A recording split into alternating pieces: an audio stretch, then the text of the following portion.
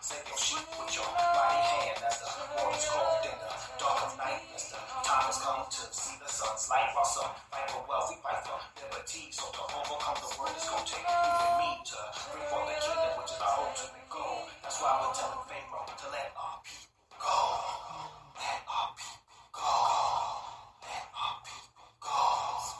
Go. Go. Let our people go.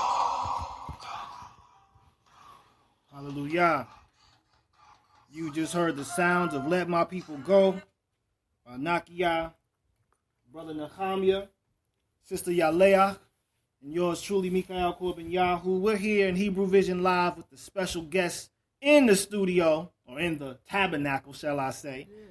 We have Mama C, Charlotte Hill O'Neal this evening, and so we're going to be having a wonderful conversation with her. But before we begin, as usual, we want to open up with just the invocation, the spirit of prayer, as we just ask for the presence of the Most High to be with us so that we can give this show to you and bring the energy that we need to convey what needs to be conveyed for our people. So in the spirit of prayer, Yit Kadal Vayitkadesh Shemei Rabbah, V'yamadi Barak Heruteh V'yamelich Malkuteh, B'chayechunu V'yamichunu V'chayedu Kol Beit Yisrael B'galav V'zman Kariv V'meru Amen. Yehesh Shmei Rabba Mevorach Le'olam Ul Me'almaya. Yit Barak V'yistabach V'yipa'ar V'yit Roman V'yit Neseh V'yitadar V'yitalei V'yitalal Shmei D'Kudashah Berichu Le'ela Min Kol Barakata V'ashirota Tush Bechata V'nechmeta Damiran Ba'ama V'meru Amen. Glorified and celebrated, lauded and worshipped, acclaimed and honored, extolled and exalted, may the Holy One be, praised beyond all song and psalm, beyond all tributes which mortals can utter, and let us say Amen. May be the prayers and the pleas of the whole house of Israel be accepted by our Father in heaven, and let us say Amen. And let there be abundant peace from heaven with life's goodness for us and all the people of Israel, and let us say Amen. Amen. So I want to introduce you all. Many of you all in the listening audience are familiar with Mama C, but I want to introduce my listening audience in Hebrew Vision Live on Spreaker to Mama C, Charlotte Hill O'Neal. Welcome, and thank you for being here this evening. I feel so honored to be here in this tabernacle. Hallelujah. It's just so beautiful, so filled with love and blessings. As soon as I walked in, brother, the blessings just hit me. Awesome. Yeah, so I'm Awesome. very, very honored to be here. Yes, man. And I'm very honored to share the love, the blessings with your listening audience. Hallelujah. Yes. We're excited. We're Yes. excited. We've been anticipating this for some time. And so, man, let's just get right into it if Right. we can, Iman. And I just open up and let us know who you are, Yes. your background, where you from. Yes. Just let's start with that. Where you from, your background, growing up, what it was like in that age, growing up.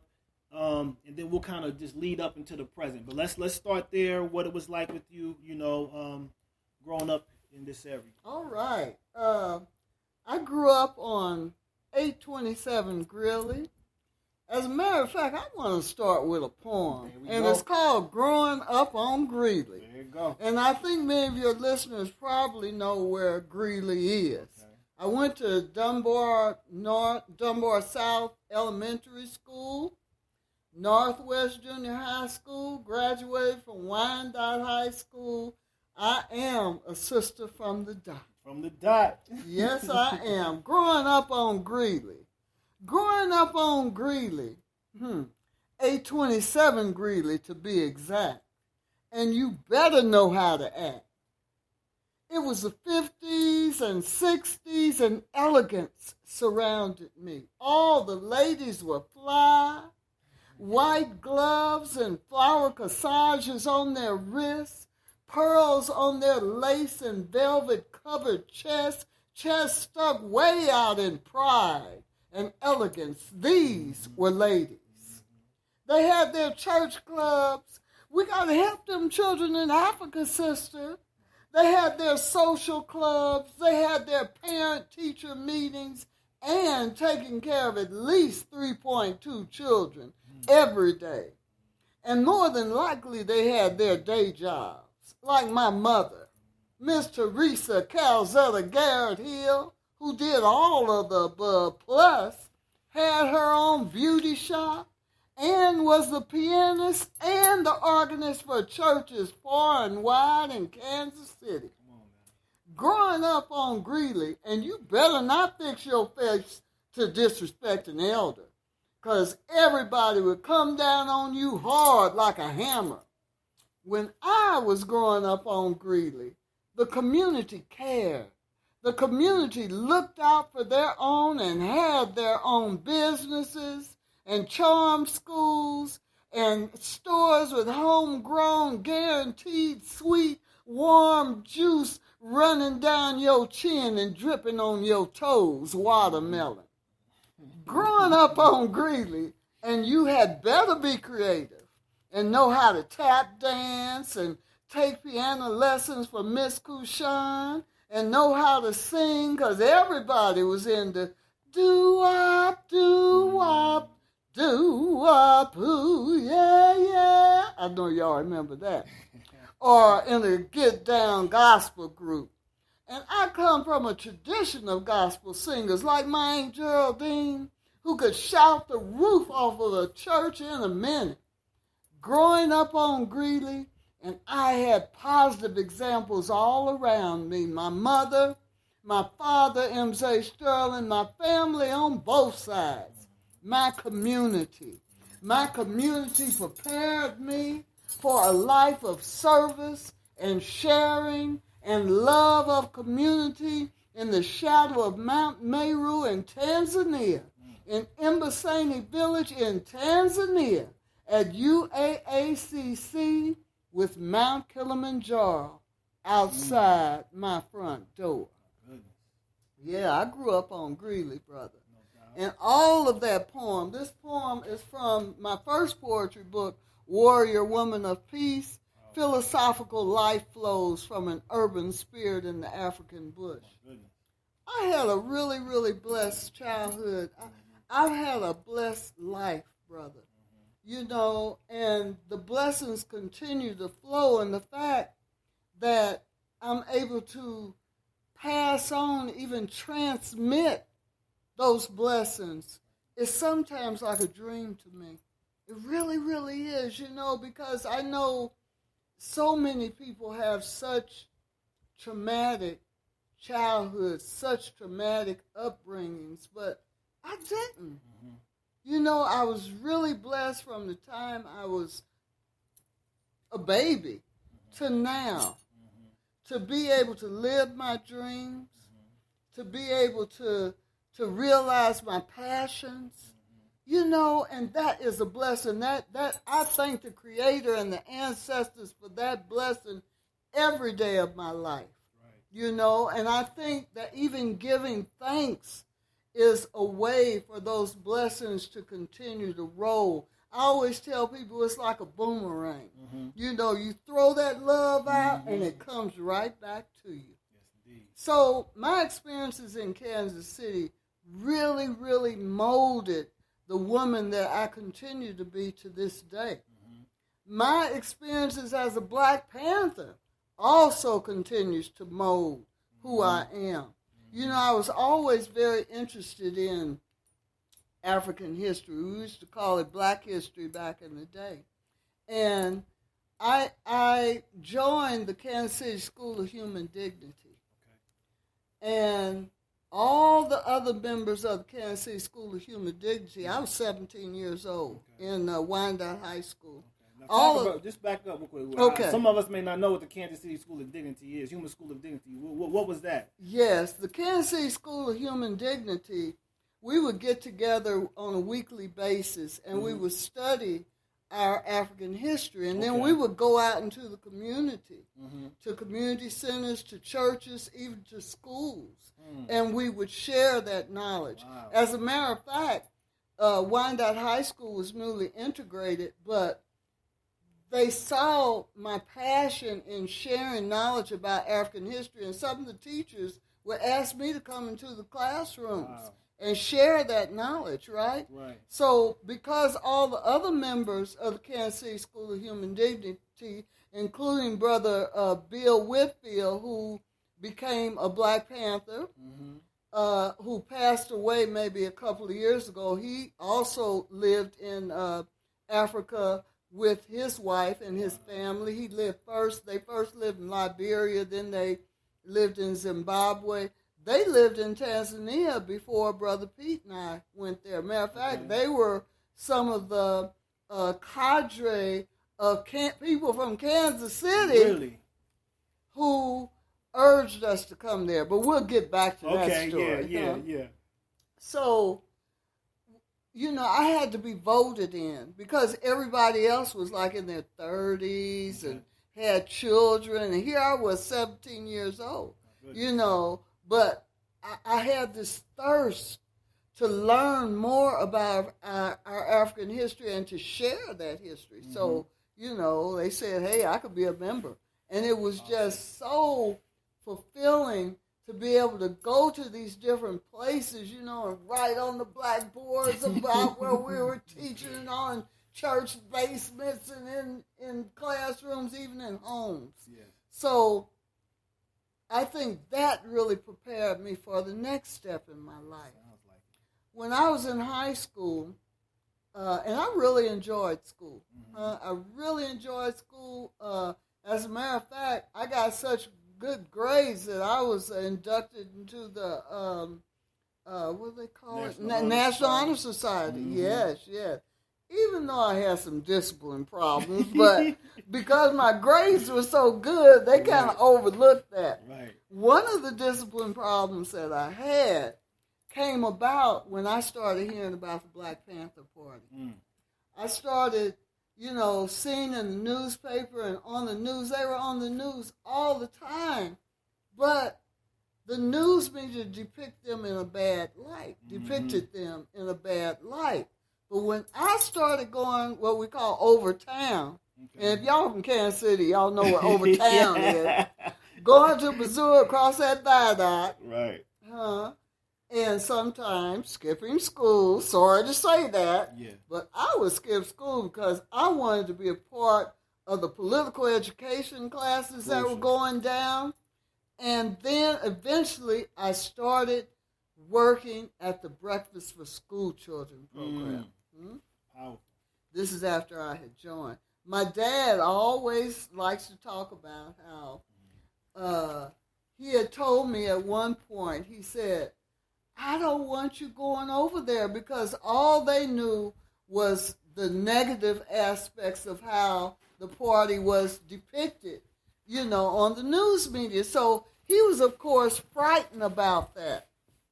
I said, Dad, this is something that I have to do. This is a calling that I have. Mm-hmm. So I would go over there. I would spend 2 and 3 days at a time at the communal houses that we call the Panther Pads, learning and working. And it was just such a powerful community. Mm-hmm. Mm-hmm. Mm-hmm. And after I graduated, I was gone.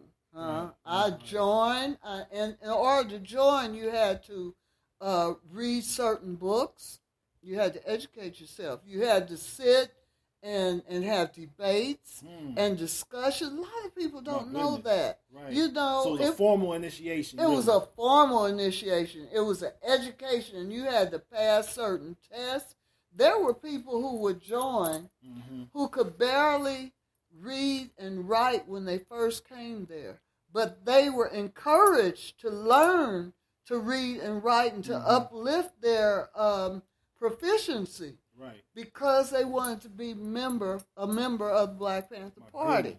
We learned about the international struggles for freedom that were happening all over the world, both in Africa, in Vietnam, and South America, all of that, which gave us a global perspective on who we are, and that continues to inform who I am today. Yes. And when I talk to youth these days, I tell them, you are a part of the global community, and you have a right to be a part of the global community. Of course, honor who you are. Right. Honor your history.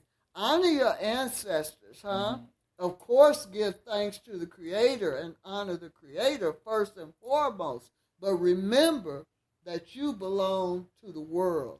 And you have a right to live, work, happiness anywhere in the world. Huh? Yes. And I think I came into that perspective because of the books that I read and the discussions that I had in those first years of learning about liberation struggles all over the world. Powerful. I can remember one of the movies that we were required to look at was called The Battle of Algiers. Huh? I don't know if I think many of your listeners probably remember the Battle of Algiers. Is that with Frantz Fanon? Yeah, Frantz Fanon. Oh, yeah, Frantz Fanon was at the top of the list. You Wretched of the Earth, all of that. It was just, and I have some of those books still. I even have my original Little Red book, The Teachings of Chairman Mao. One thing that continues to stick out in my mind, one of the lines out of the Little Red book, it was never take even a needle or a piece of thread from your community. You know, and that also continues to inform who I am. So, you know, brother, we were young people, right? So in a lot of cases, we would, after we finish all our work and all our chores and selling papers and working at the Breakfast for School Children program, we would sometimes listen to music and party all night. It would be like 3 o'clock in the morning, huh? Ma'am. Because we were under so much pressure. Right, you got to release. You know, yes, and so that was a release. But I don't care how late we would stay up. We would get up at like 5:30 or 6 o'clock in the morning so we could go to the Breakfast for School Children program and get those children fed. And to this day, when I come to Kansas City, I inevitably will run into somebody who said, y'all fed me. That's powerful. And it always makes me cry. You know, it does, because it's just to realize that some of these children who are now mothers and in some cases, in a lot of cases, grandparents, still remember the way they benefited from being fed. Right. You know, that's a heavy thing. I want to ask you a question on that note. What do you see as some of the dynamic differences in the community? Because I think that's something that we really need to ping on as relates to our struggle and the cohesiveness that we need to bring about as a people. What are some of the dynamics that were present then that you don't see in our community now? Yes. Well, I think the main thing is the way we used to take care of elders and the way the elders would be a part of the family. You know, you had in some cases, your grandparents living with the family. You had your aunts and uncles. You had a closer relationship, you know, with the family members. And this reminds me so much of the way it is in Africa today. You know, you don't have grandparents who are not part of the family. Even if they are very old and they can't do much work, they're there to watch the babies. Even if they can't work in the shambas. Shambas are the gardens. You know, they're there to help when you harvest, say, like the corn, which is one of the main crops there. Okay. They're there to help take the kernels off the corn cobs. It's always something that elder can do. Where, you know, you don't see that so much now because everybody's working. You know, everybody's working, and there's just not that opportunity to have your extended family there in a lot of cases. Okay. You know, I also think that, and a lot of people this might sound strange, but, you know, when there was more segregation, you know, our community was stronger. It really, really was. Maybe I'm not using the correct word, you know. And of course I believe that we should all have the right to live where we want, you know, to work where we want, to go wherever we want. We have to have that right. But I lived in an era, brother, where it was a strong black community and we could get everything that we wanted right inside that community. Whether it was the organic vegetables that the huckster man had on his wagon, whether it was places where you could get your shoes repaired. You know, the teachers were a part of the community. Yes, right. Now, I wrote about this just the other day. I wrote a comment on somebody's page on Facebook. Okay. I said even the police were a part of the community, and they were beholden to the community because they grew up with your parents. They went to church or temple with your parents. Right. You know, so they couldn't like come in the community and just Right. shoot somebody. Right. They Not were get away with it. You know and what get I'm saying? away with it. They were yeah. part of the community. This was something that the Black Panther Party, this was one of our main points, was that you must have community control of the police. You know, we weren't saying you don't need police. Right. I wish you didn't need them. Right. But if they're part of the community, they can't go berserk. Huh? They can't. There's accountability. So there's accountability. There's accountability with the teachers.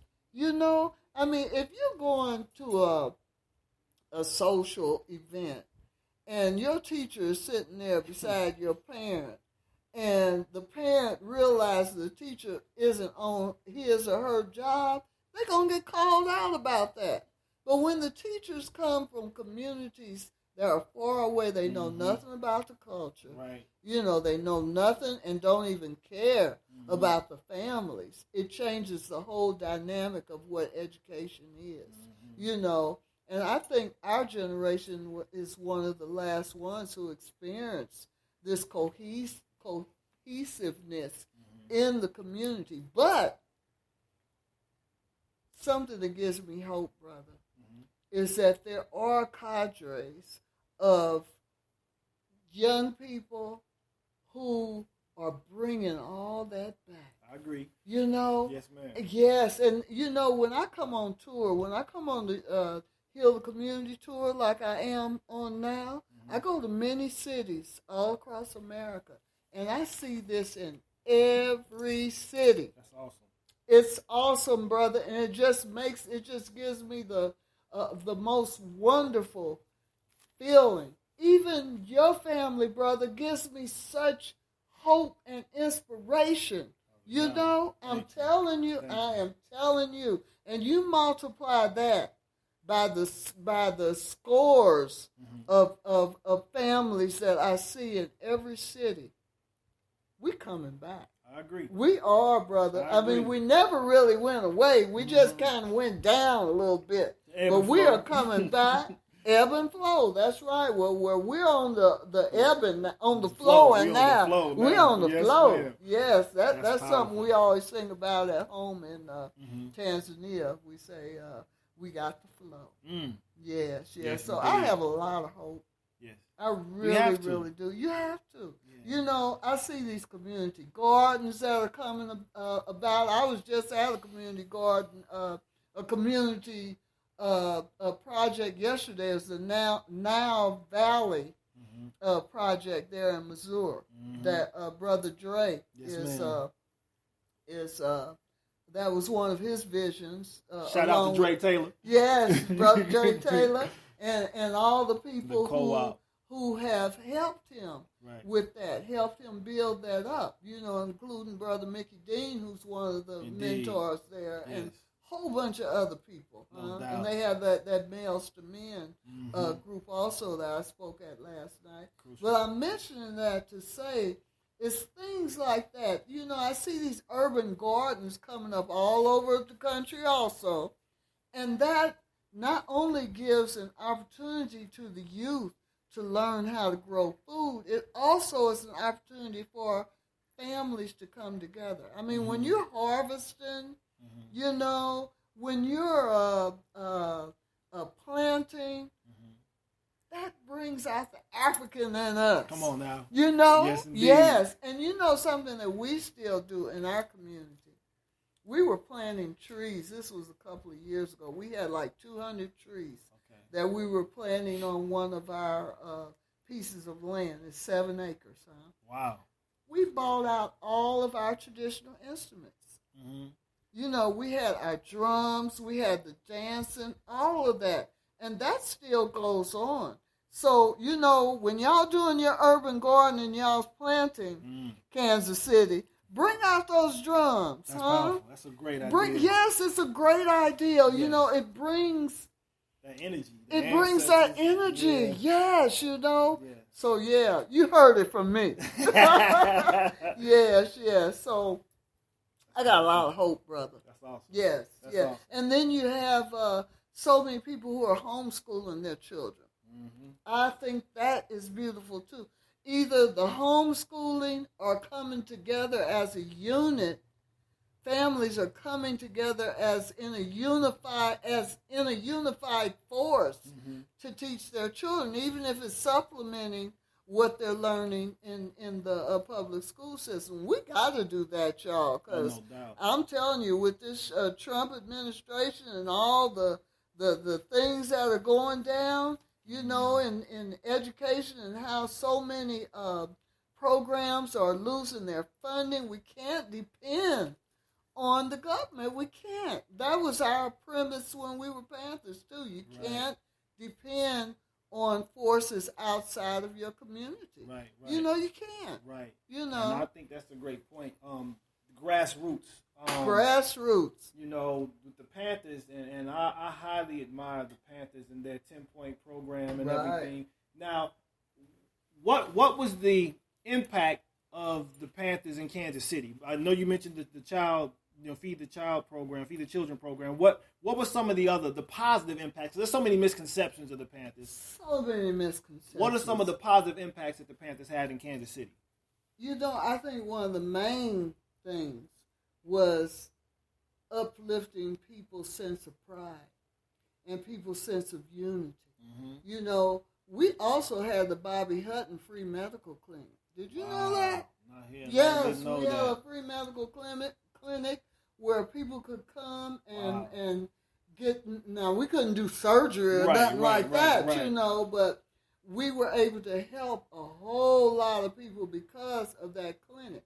We would also work with the mothers who were on welfare and didn't know their rights. You know, I can remember in Wayne Minor, there was an organization. We worked with the sisters there. We also would take people to see their incarcerated relatives. We would provide transportation for that too. There were so many things. We helped educate people, and I think that's one of the largest legacy that the Black Panther Party left. That pride, And I think that there's a thread of that is still running through the community here. Okay. You know, that sense of pride, that sense of wanting to uplift the community. There was always so much going on. I can remember, you know, we were required to sell the Panther papers. Okay. People would buy those Panther papers because it was true news. It was factual news. It wasn't what does Trump say? Fake news. Fake news. Alternative facts. No, it wasn't no alternative. Nothing. This was the real deal, and people would gravitate toward that because it was about us. It was about our communities, whether the communities that were written about were in Oakland or in Kansas City. I used to write some of those articles, actually. Okay. You know, you can look at some of the back issues, and it'll have on there Charlotte Hill, Kansas City chapter, Black Panther Party. Wow. Yes. You know, and the fact that we were standing up, you know, I think that brought a large sense of pride to the community. You know, and Brother Pete O'Neill has not been forgotten here in Kansas City, you know, and I'm just so honored to have been with him for 47 years. Yeah. Almost 50 years since I was 18 years old. Wow. You know, and he's going to be 77 in July. Okay. And the fact that we've been able to carry on the legacy of the Black Panther Party. You know, another impact that the party had was giving people a sense of the spirit of volunteerism. We're doing all this without getting paid. Right. And we're still doing this without getting paid. And that spirit of volunteerism has spilled over into the communities that we work with in Tanzania, where the youth there, it's like there's a competition on who can volunteer to share the most. Wow. You know, that's a beautiful thing. I'm always telling them, the youth there, I say, you all remind me so much of when we were Panthers. And, you know, I work with am I jumping subjects too much? No, ma'am. This is wonderful. It's all connected. Yes, it's all connected. It's all connected. You know, I work with the hip-hop community there in Tanzania, and wherever I go, the conscious hip-hop community. And I'm always telling people, because so many elders are like, they're almost afraid of hip-hop, you know, where hip-hop can be a powerful teaching tool. And it is in Tanzania.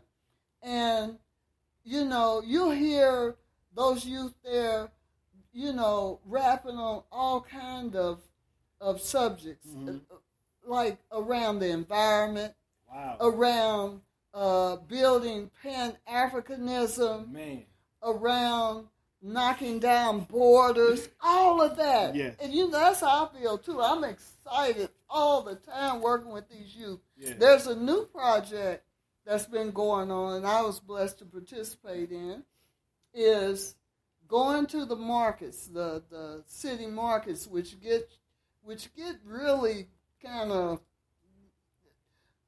bogged down with trash and garbage sometimes.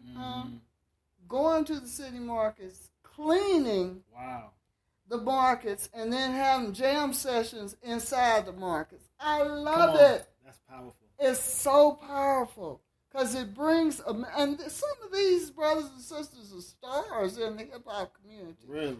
Out there with brooms and dustpans and buckets and all of that. You know, and I think that is a beautiful, beautiful example because what the hip-hop community, the conscious hip-hop community there in East Africa is knocking down borders, is showing people that hip-hop goes beyond just rapping. It's about community service. It's about the spirit of volunteerism, you know. And to me, that is a continuation of the legacy of the Black Panther Party. It is. Yes, indeed. You know, and I love that. That's awesome. Yes. That's awesome. Yeah. I want to go back, though, and this is going to speed us up to that.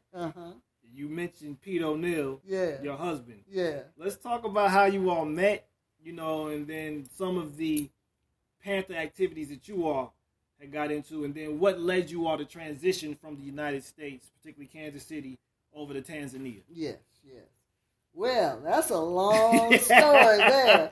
And I know we don't have a whole lot of time. I think that's good, though. I mean, we need to get the love in it. We need to focus on the love. Oh, very definitely. And I got a poem I want to share on that, too. Buddy. Yes. But we met, Brother Pete had been on a speaking tour, and I had been a member of the party for about 3 weeks, something like that. And, you know, we had rules and regulations then. What was his role? What was his capacity in the Panther Party? Oh, he was the founder of the Kansas City chapter, and he was the founder and the chairman of the Kansas City chapter. Chairman Pete O'Neill. Yeah, Chairman Pete, and I always call him Brother Chairman. Okay. Yeah, and even to this day, I call him Brother or Mzee. Okay. You know, because I'd never call him just Pete.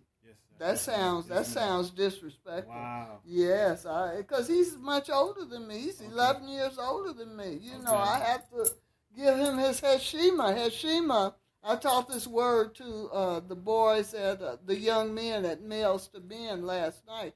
Heshima means respect. Okay. You know, Heshima. And yes, and in Africa and the way it was back in the day here, and the way there are still people who believe in giving respect to elders and to each other and to themselves. Heshima is very, very important. But getting back to the story, I was actually being disciplined for an infraction of some of the rules. And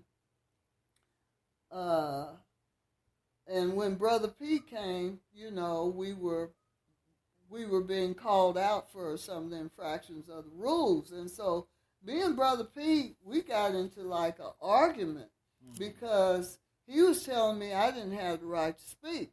And I was telling him that my dad always told me I always have a right to speak. He was saying that because of this infraction of the rules. Now, I ain't going to go into that on the air, but y'all can read about it in my upcoming book called Hard Head. Okay. So that's what my mom used to tell me, that I got a hard head, right?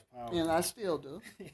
And that means because I like to do things kind of in my own way, you know, in life. Anyway, so he tells people this all the time, how he didn't like me at first when we first met because I was like talking back to him. And I wasn't showing him the respect that he was due as chairman of the Kansas City chapter of Black Panther Party. But he changed his mind.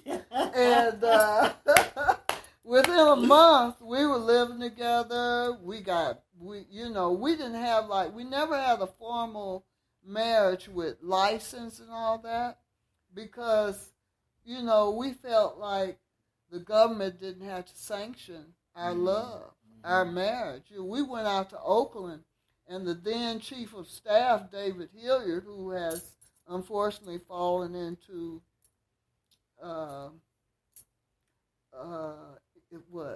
ill repute, if I can say that, you know.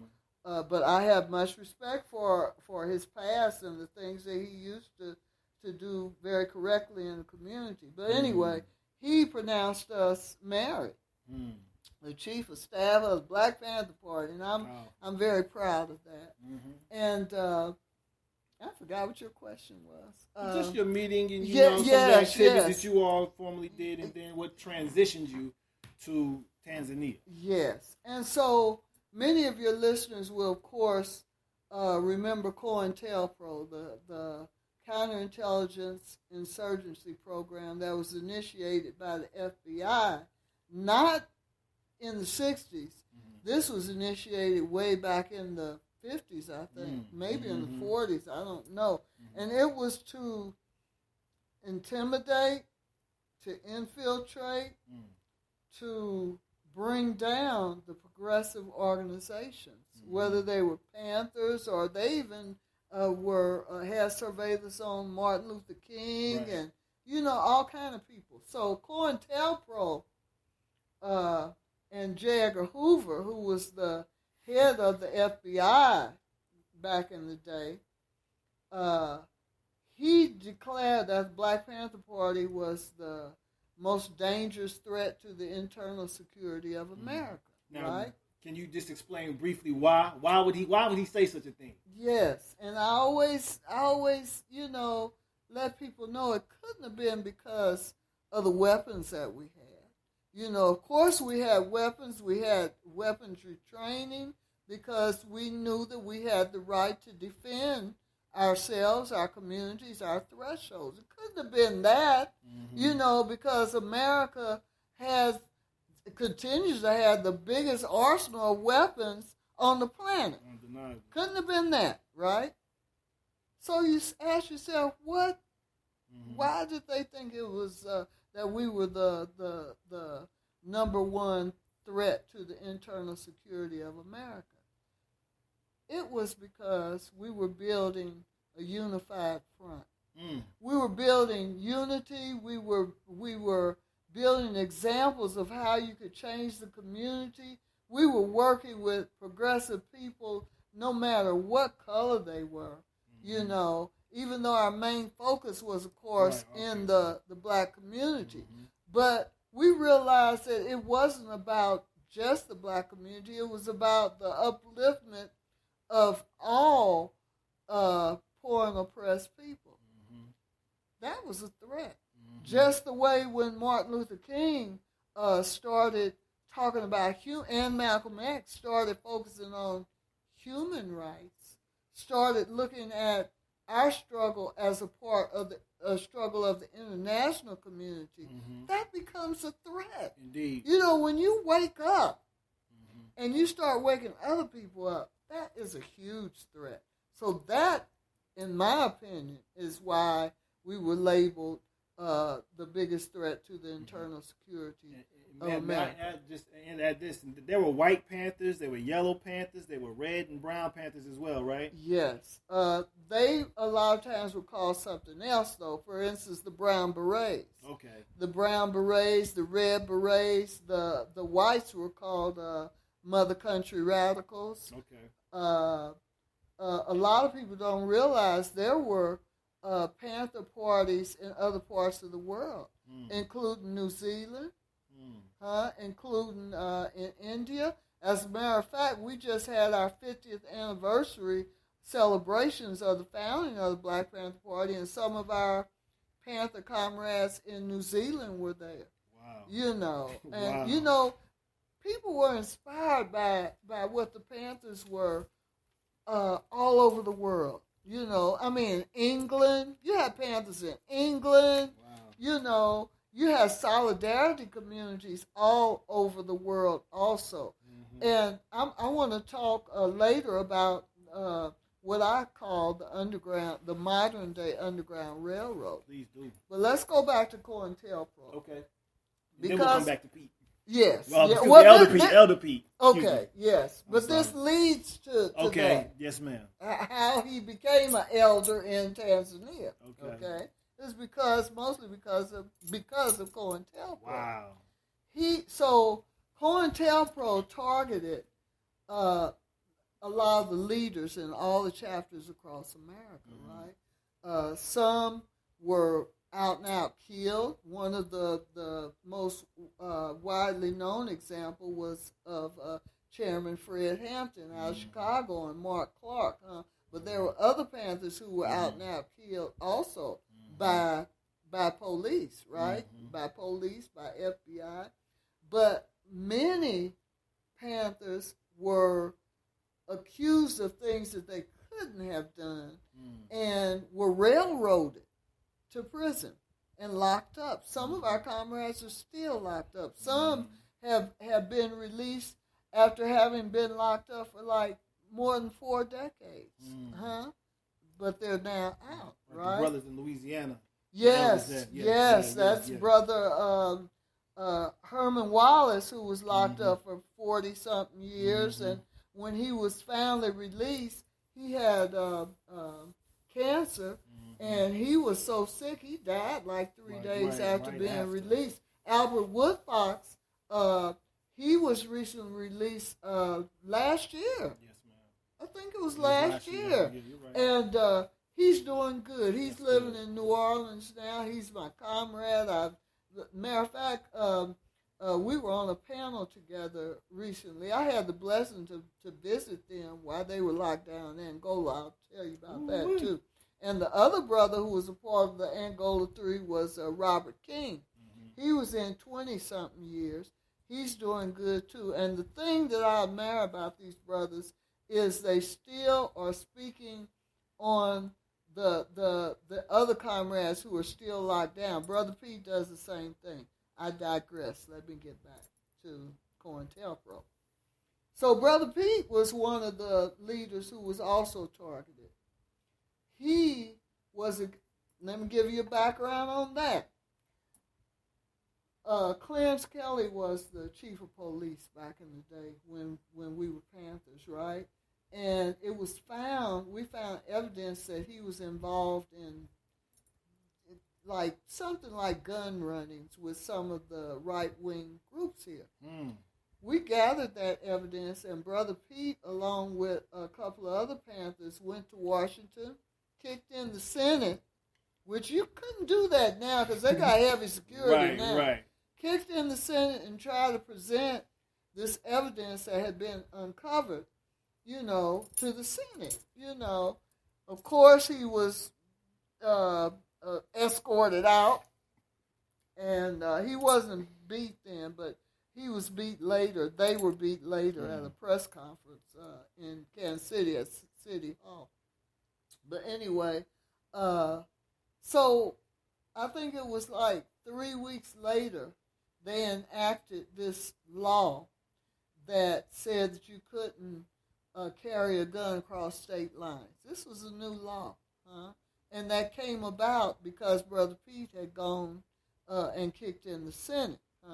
Anybody who knows anything about Kansas City knows that between Kansas City, Missouri, and Kansas City, Kansas, in some places it's just actually literally a line painted in the middle of the road. And there's so many hunters here. Everybody used to go back and forth hunting and this and that. Well, the thing about it, the gun that Brother Pete was accused of buying, they never found him with the gun. They never said that he committed a crime with the gun. As a matter of fact, they found this gun with another Panther. The police confiscated it, sold it, and after Brother Pete was accused of carrying this gun across state lines, they had to buy it back to present it for the trial. During his trial, it came out that the main witness was a paid FBI informant. She admitted it. She admitted it. It came out that she was letting the police in there to illegally wiretap our apartment. It came out that one of the reasons that they were able to say that he had that gun because they saw a picture of him with a gun similar to the one he was accused of carrying. I mean, how can you say somebody had the gun if you can't see the serial number, you can't see any of that? It was so many discrepancies in that, Just trumped up. Yeah, just trumped up. Yeah, it was trumped up. Isn't that something? Yeah. Trumped up. Yes, yeah. There were so many discrepancies in his trial, but anyway, he was convicted. He was convicted and received 5 years, right? And then because there had been some religious services that we had disrupted, went there to present a manifesto because this church wouldn't allow, because of racism, wouldn't allow black people in the community to join. They right in the middle of the community. Didn't want to contribute. On our manifesto, we said they must contribute to the community, even if it was things for the Breakfast for School Children program. Anyway, the last time we went to that church, there was the deacons in the church attacked Brother Pete because Brother Pete had taken the microphone. And all the Panthers that were there, we started fighting in church, right? And the police came, busted. I was telling somebody about this just the other day. Police came, busted so many people, busted like 200 people. People who didn't even have anything to do with it. They was just taking them off. Just riding on them. Just riding on them, huh? So what they ended up doing, they released all of us and said Brother Pete had to take the fall for it, right? Wow. So he had two he had 2 charges on that. So in those days, once they had the leaders there, a lot of times they would, keep piling charges on them. And many of the police had told Brother Pete when he go in, he's just coming out in a box. They had killed Fred Hampton, all of that. Now, this brings me to the Underground Railroad. Okay, here we go. Yes. We made the decision, as some of our other comrades did, who felt that they could take advantage of this Underground Railroad. We made the decision to leave. There was networks all over the world of progressive people who would help comrades to escape. To escape. I don't like that word flee. People always say that because to me, flee, it indicates that this was something that wasn't like well thought out, well planned, well organized, yes. Right? No, we escaped. And we escaped on the Underground Railroad, the modern day Underground Railroad of people who that was their passion to help people escape. When we escaped, this was during the time that the international section of the Black Panther Party had been established in Algiers, Algeria, which is in North Africa, right? We thought actually we were going to be gone like 2 years. And we were going to come out of the mountains of Colorado. It didn't work out like that. I was gone for 20 years before I came back. I don't have any charges. Brother P still can't because there isn't a statute of limitations on that. Really? Yes. So there was the international section of the Black Panther Party. Okay. That was established by Eldridge Cleaver and some of the other comrades who were in exile. The international section of the Black Panther Party, because Algeria then was the hub of all the liberation movements in the world. I mean, everybody was there. The ANC, SWAPO, North Koreans, North Vietnamese, everybody. And it was a situation where we had, the international section was like an embassy, and had the rights that a lot of embassy had. Wow. Yeah. So we lived and worked there for 2 years. That's where our first child was born, named Malcolm X. O'Neal. Okay. After some hijackings that occurred, and these weren't Panthers who hijacked these planes, it was some other people who thought they were supporting the party and bought money. Well, the government confiscated the money, confiscated the planes, gave us the people. This happened twice. And that started a conflict with the government because... Of Algeria? The Algerian government. And also at the same time, they had discovered natural gas, and they started having dealings with America. So that put a whole different light on it. And the fact that, Eldridge held a press conference that was saying the Algerian government was blocking our revolution this was a big press conference. And in our naivete, I think, we didn't realize you can't talk about a government like that in public, not the government that's hosting you. Right. Anyway, so our relationship with that government started going down. So they granted you all sanctuary? Oh, yes. Okay. Oh, yes. Okay. They granted us sanctuary. It had, not only that, they actually gave us villas. The villa where the international section was, it used to be the North Vietnamese embassy. Mm-hmm. They gave us that. They gave us housing, all of that, and we lived communally. Wow. One of the comrades' family that Brother Pete and I lived with in Bible Web was Brother Sekou Odinga, who eventually went back to the States, got busted, spent 38 years in prison. He was recently released a couple of years ago. He's in New York now. Okay. Some of our other comrades have passed away. Anyway, people in Tanzania started urging us to come to Tanzania. They said it's a strong socialist government. The people are beautiful. They're supportive of the liberation movement. So we decided to go to Tanzania. 1972. That's where we went.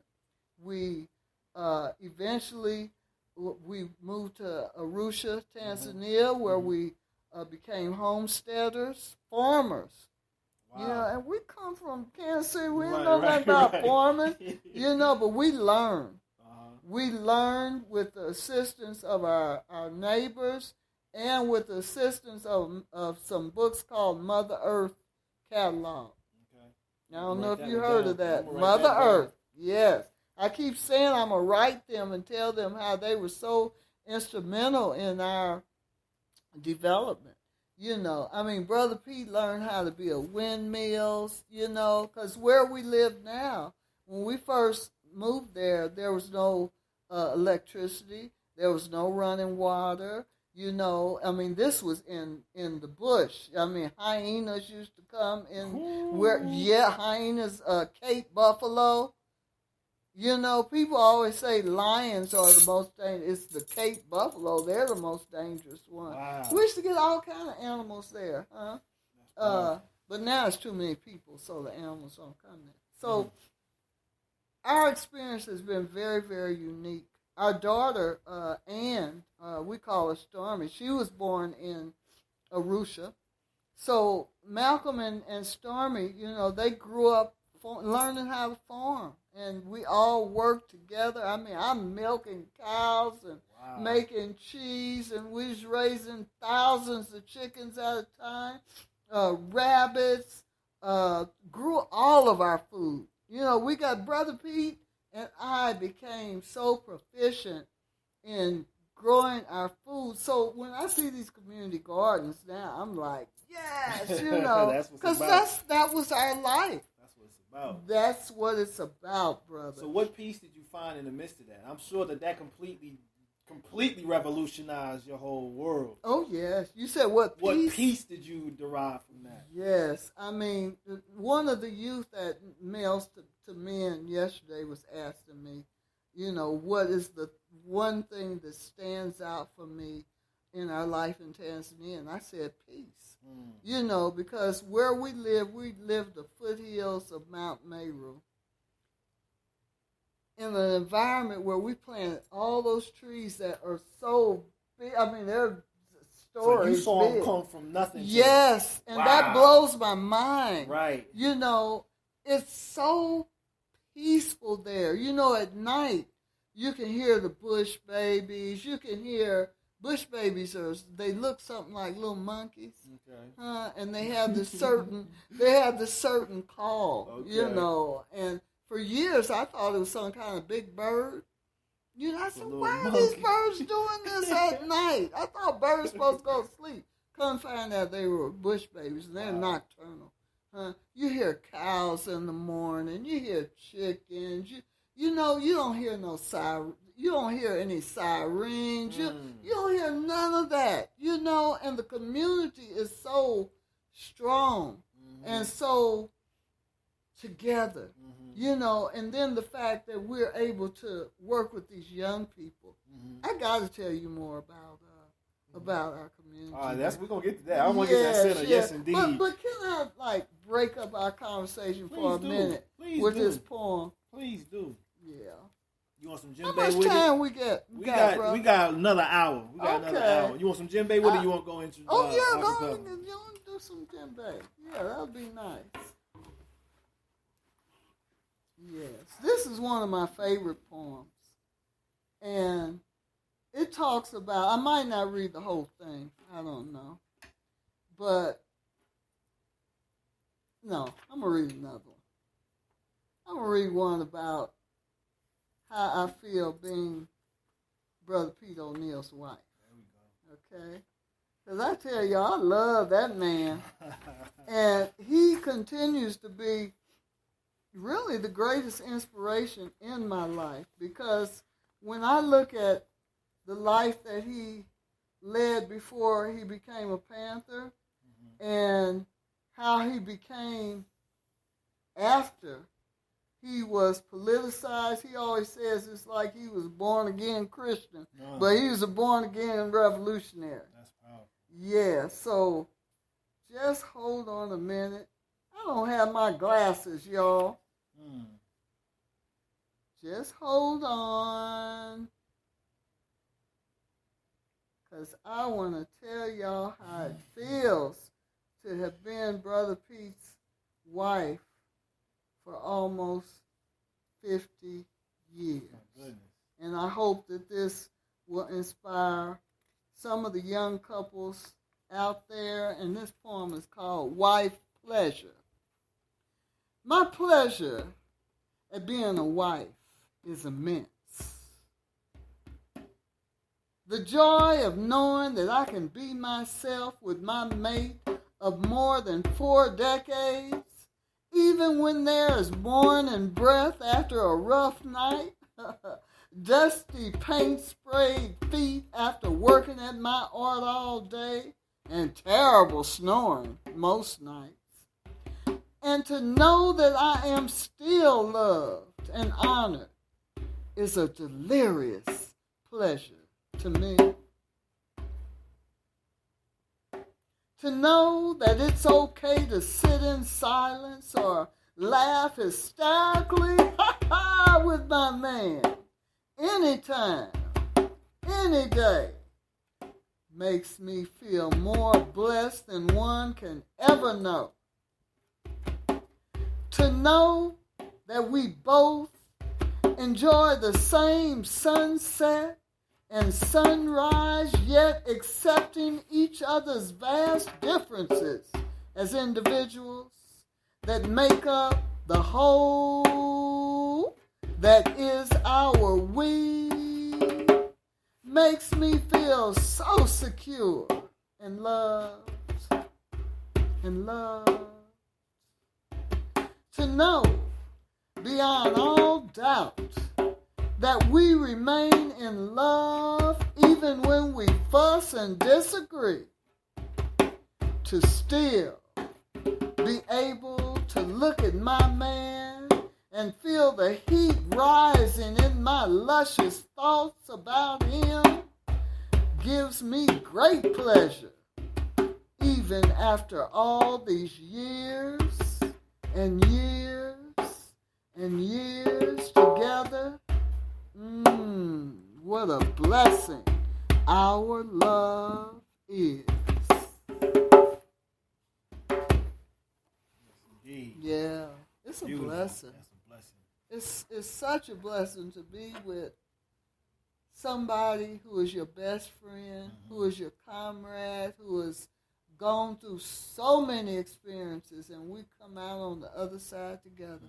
To have been able to build UAACC, United African Alliance Community Center. Can I tell you more about that? I'm all ears. Yeah, so I've shared with you how we were farmers for years. I mean, making our own bricks, using using termite mound material, because did you realize termite mound material is even stronger than cement? I did not know that. Yes, and we used a Simvaram, a machine that was invented in Brazil, I think in the 50s, and it exerts like hundreds of pounds of pressure on that soil, which makes it really, really strong. Right. Yes, yes. So that's symbolic too.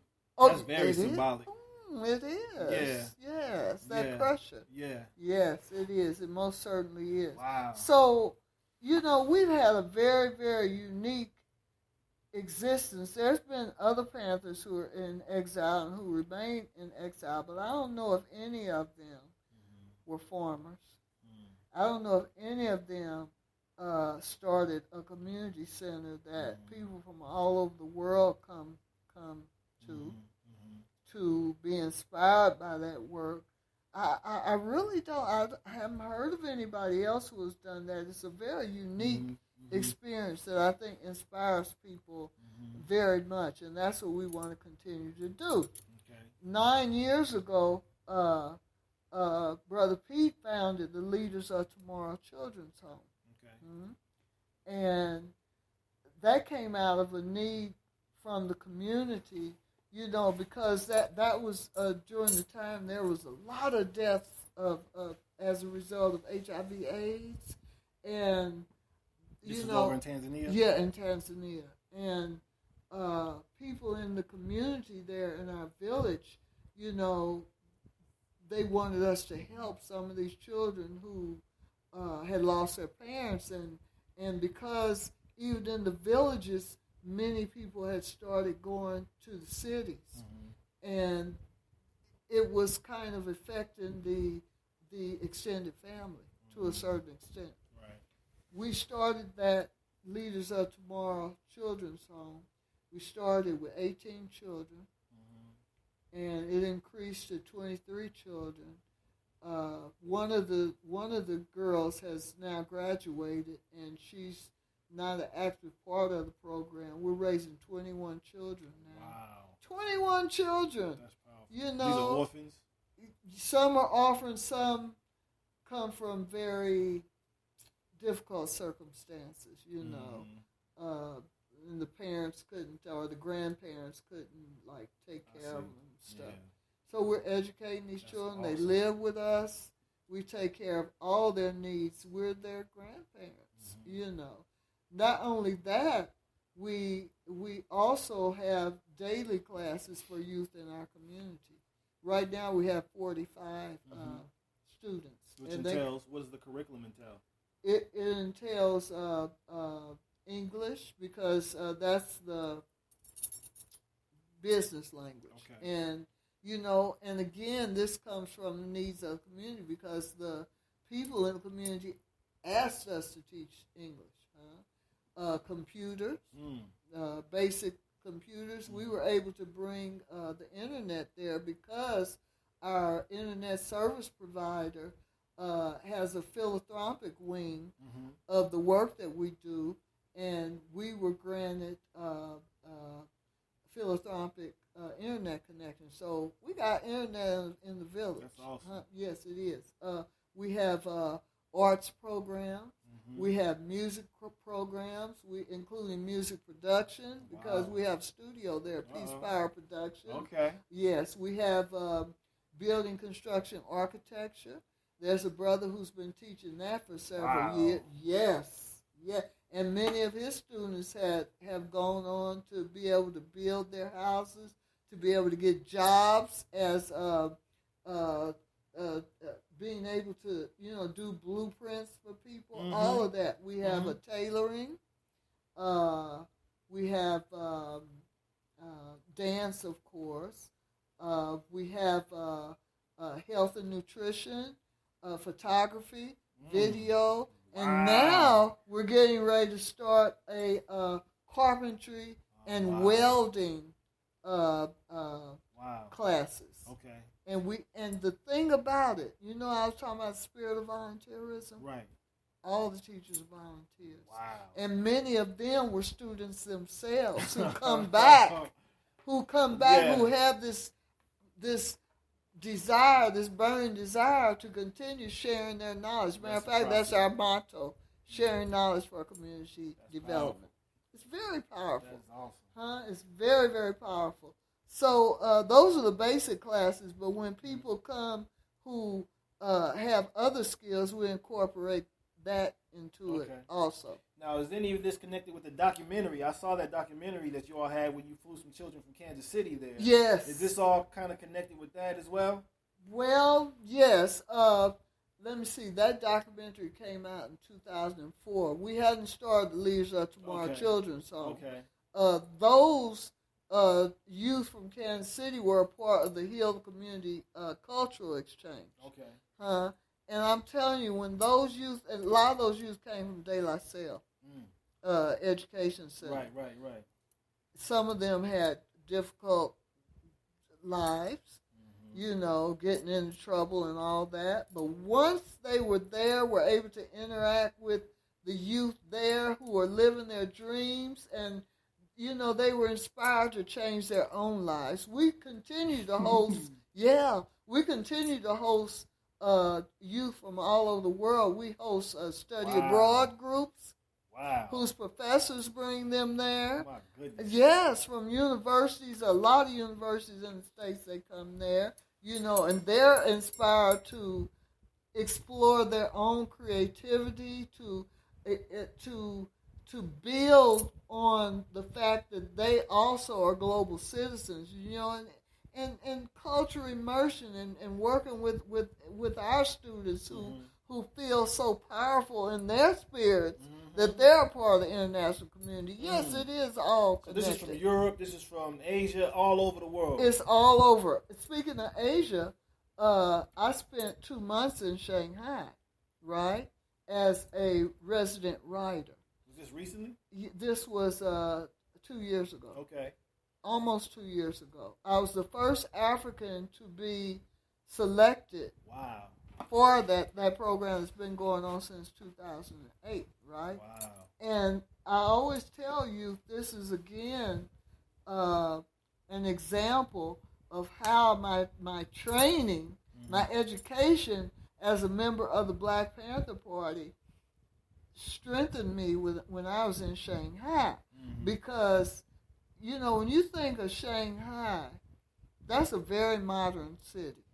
Millions of people live there. But yet and still, many of them who come from the provinces to work in the building boom that's going, they never seen black people before. Wow. People would stare at me. Sometimes it would be, sometimes they would almost wreck their cars and motor scooters. That's really? Crazy. For looking at me, Right, you know? Right. The first couple of days, it made me feel a little uncomfortable. I can imagine. But then I started realizing it wasn't racism, Right. in my estimation. Amazement. It was amazement. Yeah. It was curiosity.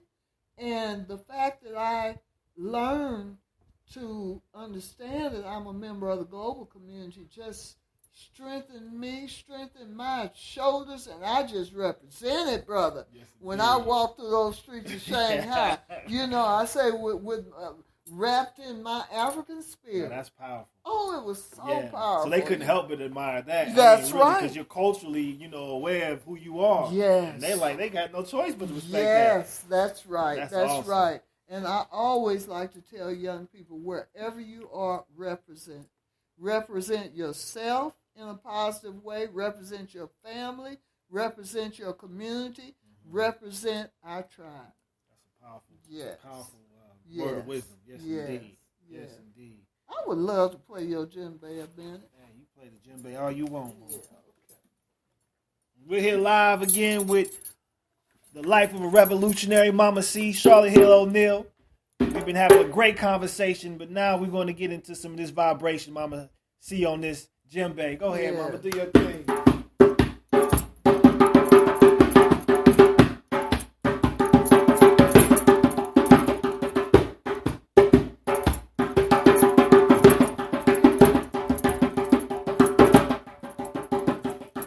Don't you give up. Don't give up. Don't you give up. Life may get rough and things may get tough, but don't you give up.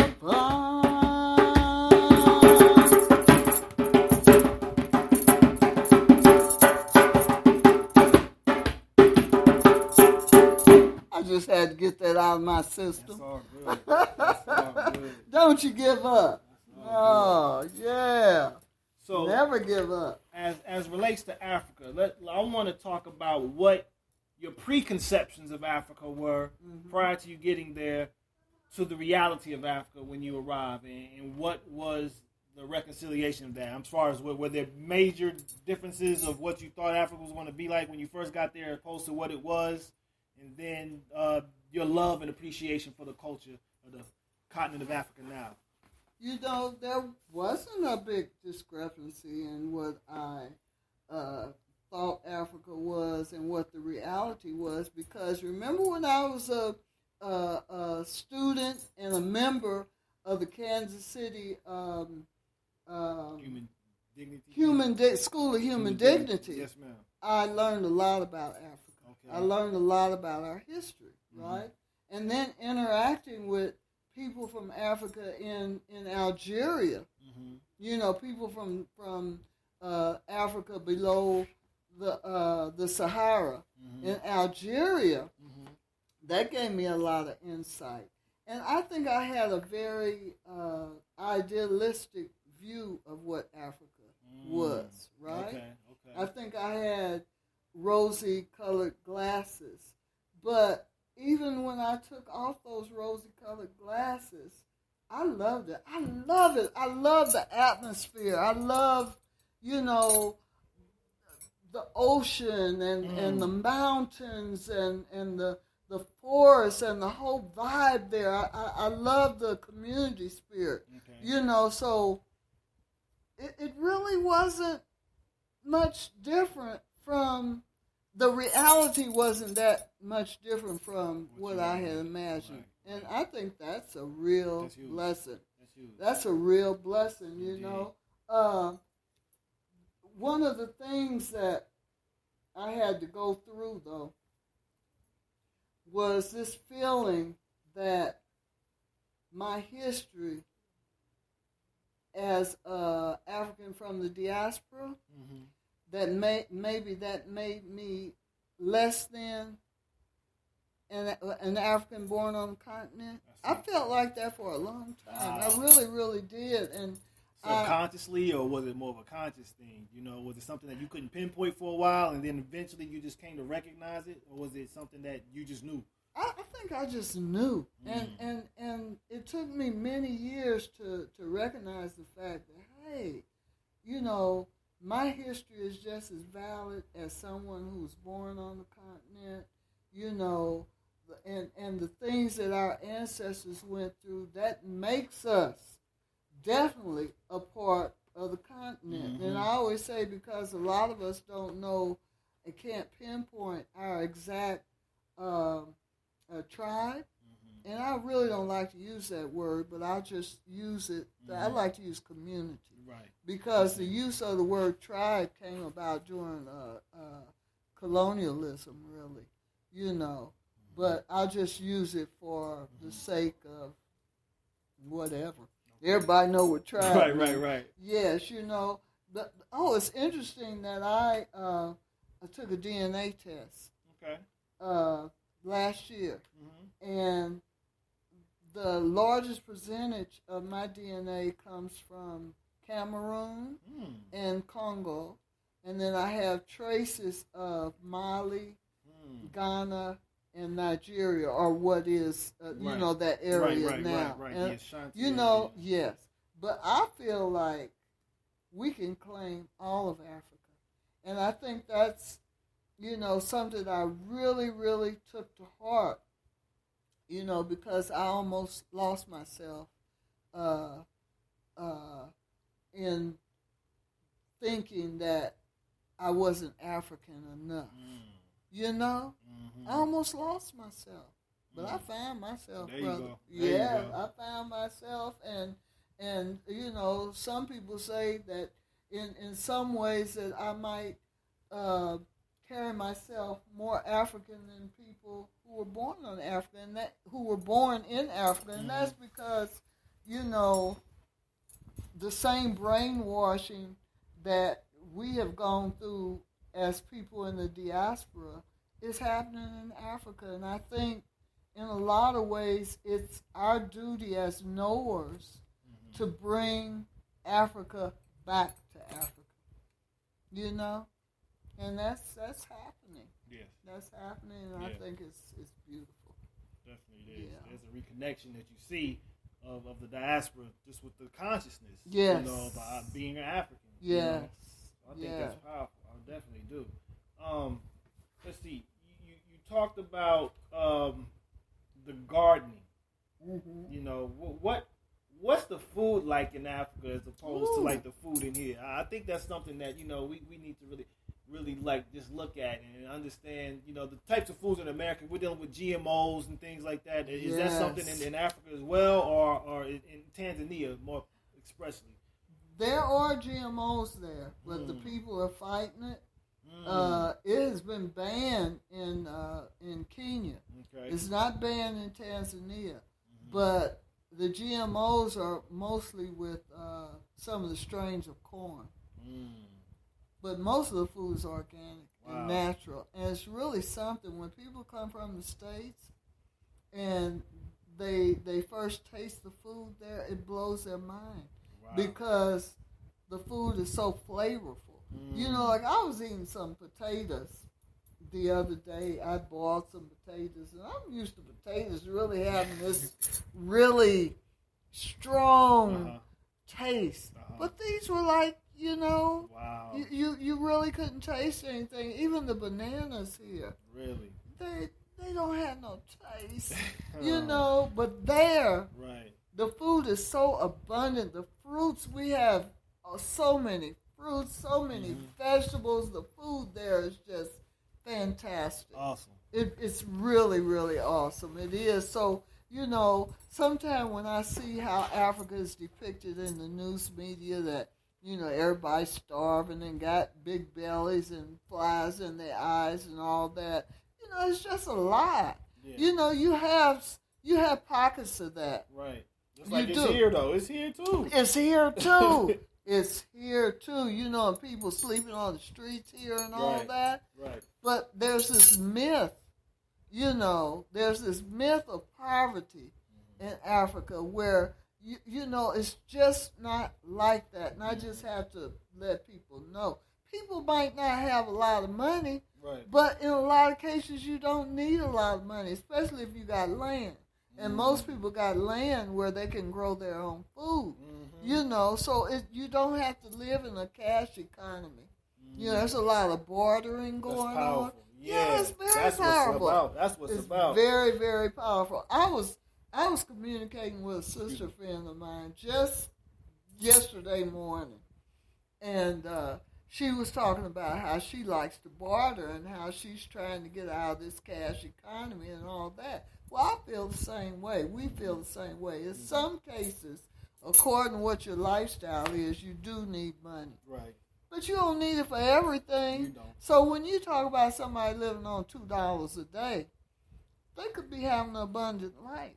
You know, they might use that $2 to get, like, you know, processed whatever. Right. You know, but when you're growing your own food, you know, when you're able to even weave your own clothes, and I'm saying a lot of people weave their own clothes because they don't, but a lot of people do grow their own food, Yes. you know, which helps you get off of that cash economy. Yeah. Yeah. Awesome. So another misconception I think that we could address is like the stigma that Africans don't like African Americans. Is that something that you have found completely as a farce and a propaganda that's used to keep the African, you know, from uniting? It most definitely is. And, you know, like the youth there, the Tanzanian youth there, they're always talking about that, how that's such a lie. You know, and when you come there, I mean, they recognize that we are all one, that we're brothers and sisters, you know, and that, you know, they're always saying how they're building a Pan-Africanism, Awesome. which I think that is the most beautiful, beautiful thing. Not only with brothers and sisters in America, but brothers and sisters in South America, too. You know, I was in Venezuela last year and met some of the hip-hop community there. This was the Eco-Socialist conference. Okay. And which is talking about building community, building. Those people are so in touch with their African spirits, even the ones who look almost white. Really? They are so in touch with their African spirit. So because hip-hop is universal, Yes, indeed. we were able to set up some collaborations between the Venezuelan youth and the youth in Tanzania. And also there's a lot of collaborations, again through the arts, again through hip-hop, with young people in the States and people and young people in East Africa. There's this documentary, Okay. I wish I had brought it with me, called Bound. Bound? Bound. And it Okay. addresses that same issue where people think that Africans on the continent don't love and respect Africans from the diaspora and vice versa. And they talk about that. Oh, you have got to get that. And your listeners have got to get that. Bound, B-O-U-N-D. I got it down. It's Okay. very, very good. But I'll just tell you in short, that's a doggone lie. That's awesome. Yes. Because I think, you know, I attended a presentation just this past week. Yeah.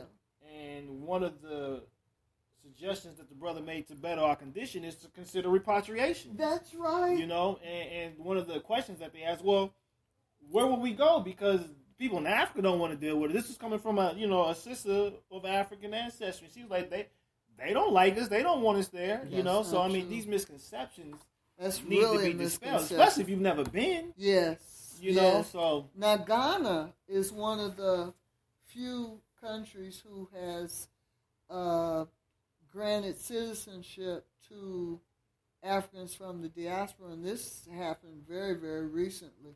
Tanzania is supposed to be doing that, but they haven't done it yet. Okay.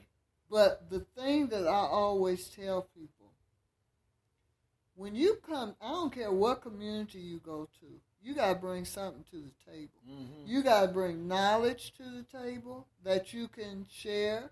If you don't have a lot of knowledge, you got to bring some money. You just can't come into somebody's community, into somebody's house, without putting something on the table and being able to work hard.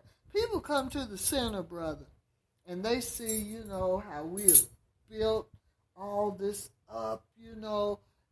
They see the result, but they don't see the hard work and the blood and sweat and tears behind it. You know, you can't expect to come to Africa and build a life without working very, very hard. You have to. You know, we call it, some people think that the honey is just going to flow and the fruit's just going to drop without planting the trees, without having your beehives or anything. It's not like that. If you come to Africa, you better be prepared to roll up your sleeves and work. Get them hands dirty. Yes. Yeah. Yes. And that's respected, you know. It's You respected. have to respect that. Yes, you Because know. I'm sure the people there, I mean, I'm sure you see their work ethics, Yes. you know, and that's pretty much more the African way of life. Yes. You know, as opposed to in America, we've become so based in convenience nowadays. Yes, it's true. As opposed to understand that we got to get our hands dirty. Yes, yes, My we goodness. do. There was I read on Facebook, there was a sister who said she was enjoying the experience, and it was the first time she had hung clothes on a clothesline, you know, because she's so used to a dryer. You know, I mean, little things like that. Right. It's really, you know, you got to expect to sometime wash your clothes by hand. Right. You know, you got to expect to work in a garden, and the electricity might go off sometime, and you can't, you know, get down about that. It's so much more to life than the material things. I know that sounds very cliche, but it's true. Right. You know? Right. So on that, speak about the simplicity that you've experienced. I think, you know, peace and simplicity, they coincide in my mind as far as coming from America and having, even in, you know, when you left, you know, things aren't as modern as they are now, I'm sure, but, you know, you return to a much more simplistic way of life. Yeah. What has that afforded you? Ooh. You know, I think it has made me and us more inventive, more creative, because when you can't get all the conveniences, when you can't get everything that you think you want, you better know how to make it. You got to make it from scratch. I can remember when we first came to Tanzania, you know, especially in the late 70s and the 80s, when there was a conflict going on with Uganda. You know, you couldn't get anything in the stores, literally. Wow. You would go in stores and it would be like sisal string and maybe tea leaves. We had to learn to make everything. As a matter of fact, for years and years and years, that's how we made a living, by being able to make things. We would like bake things, made our own oven. What? Our own ovens. We would make, Wow. yes, things like that. Yeah. Our hot water. We use like a big barrel that lays on its side, that's encased in bricks, and you put wood under it. It's called a Tanganyika boiler. We would make, we used to make mustard from mustard seeds. Oh, wow. Huh? We had the mustard. We had the mustard market cornered, brother. We would make Kansas City style barbecue sauce. I was telling the group that just yesterday. You know, everything I used to sew all our clothes by hand. Mm-hmm. You know, it gives you a sense of accomplishment when you make things yourself. Yeah. You know, it really, really does. Yeah. Karibu. Karibu means welcome. Huh? That's awesome. So speaking of creativity, I want you to share what this instrument is here. Yes. This is called a nyatiti, and it originates in the Luo community in Kenya. And it's an 8-string lyre, so you call it a kambanani. Kambanani means 8 strings. And it's a hollowed out piece of wood. If you look inside there, it's hollow. Mm-hmm. And it's covered with cowhide or leather. Leather sounds better, but it's actually... That's what it is. Yeah, it's cowhide, just like a drum. Yes, indeed. So it's a percussive instrument and also a string instrument. The interesting thing about this is that it used to be taboo for women to play it, and that's because it was used in different ceremonial activities with men. It was the first music that a male child would hear, and the last music that a man would hear when he passed away. It was also used by healers because it has a certain vibe with it that can help heal someone who is in mental difficulty, physical difficulty, or whatever. But it's interesting to note the first woman to start playing this was Japanese. Really?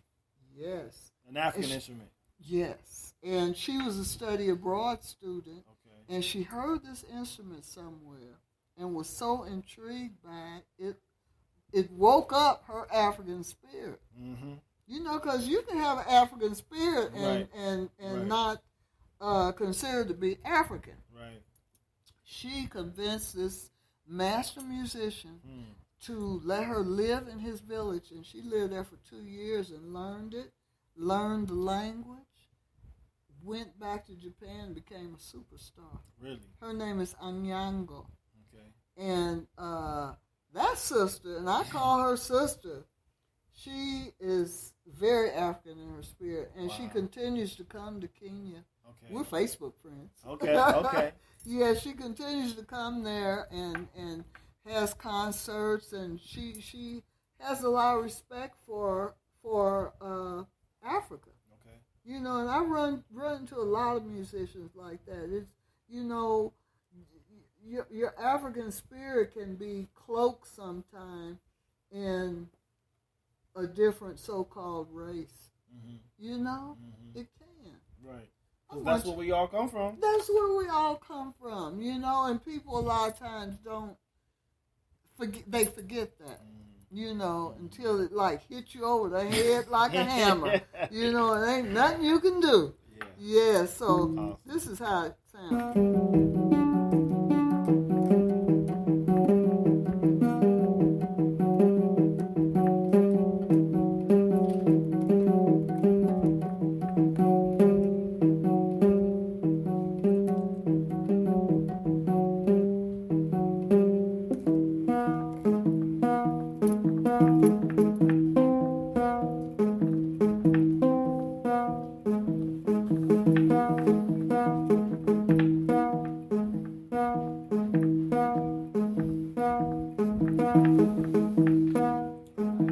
But you like this note, don't you, huh?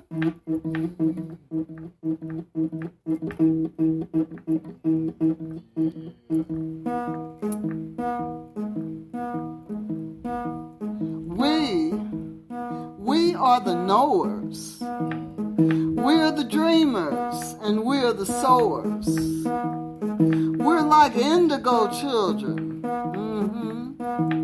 The teachers and the preachers.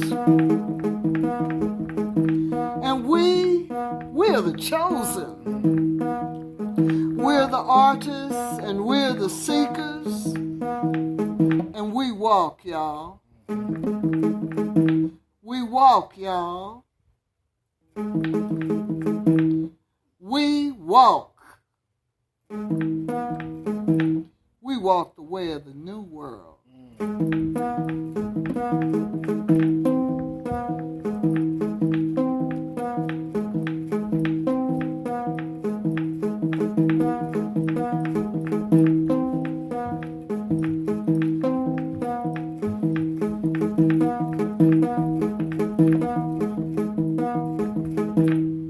President Julius Nyerere sent out a call to the diaspora many decades ago, but many still fear to uproot and come home to uncharted waters, leaving all that they know, finding new ways to be our own bosses, entrepreneurial spirits, lessen our losses.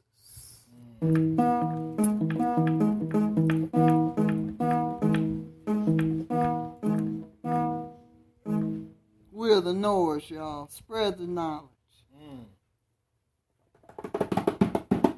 Powerful, powerful.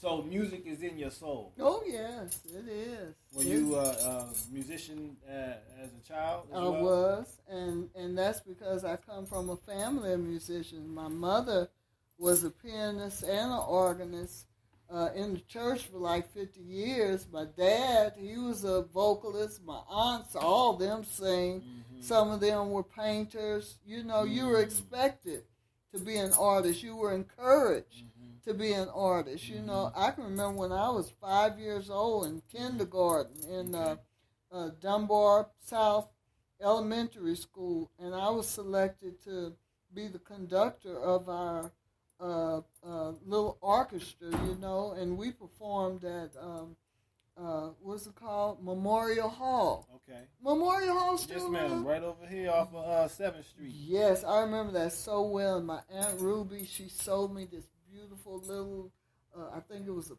pink little dress with the little sleeves. And I was not afraid. I had the baton, you know, and I directed the band. As a matter of fact, I'm also a visual artist. And years later, I made a life-size papier-mâché sculpture called, Experiencing Ecstasy with the Music. And it depicted me as a 5-year-old, reared back with that baton in my hand, and I was directing the band. No, it's called directing the band in ecstasy. Okay. Yeah, so, you know, I used to be in the school plays and in the choir. I still do acting in the choirs, you know, and all of that. You know, to me, being able to express your creativity is reflecting the smile of the Creator. You know, it is. And I think, you know, the fact that we are creative beings is so empowering. And, you know, you can use art and music in general to teach. Yes. Even yesterday when I was at the Males to Men gathering, and I was teaching those young brothers how to count in Kiswahili to 5, right? And when I was just sharing, you know, like in a regular way, okay, Moja is 1 and Mbili is 2, it wasn't sticking. But then when we started putting a rhythm to it, you know, they got it. You know, and that's something I always encourage teachers, educators, families to do, is make sure that you encourage the creativity, the creative spirit in your child, because it's just so empowering. That's who we are. Right. You know, we're creators. You know? I agree. And if you do that, that's half the battle won. Yes. So, with your poetry, with your music and song, your Heal the Community Tour, is this what you use when you go on the Heal the Community Tour? Can you talk about what the Heal the Community Tour is about? Yes. The Heal the Community Tour came about because of the Heal the Community Exchange Program that we started with youth in Kansas City, focusing on De La Salle. We saw how being able to express your creativity, being able to encourage that is healing. Huh? We saw how just being with people and talking about what we have built in Tanzania is inspiring. Mm-hmm. Being inspired is also healing. Huh? We talk about how, sometime when I go to some of the cities, I work with some of the youth who have never written a poem. Huh? They write poems, they write their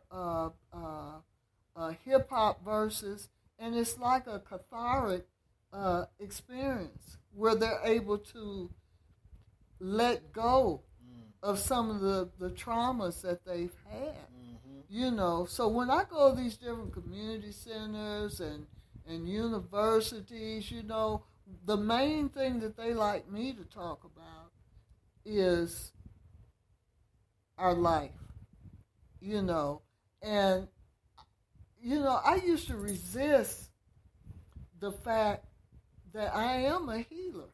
I used to resist that. It used to almost frighten me, But then when I started exploring more of my spirituality, and started really listening to the voices of the ancestors that talked to me, it started just flowing.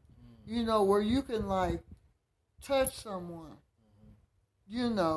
and they can feel a healing vibe. You can look at someone and they can feel a healing vibe. That's a gift to be able to do that. And it's a gift that I don't refuse anymore, because if I refuse that, it's like I'm going against what the Creator has instilled in me. So it can be a song, and someone will come up to me later and said, that song really touched me and it healed me of whatever was bothering me. And that is such a gift.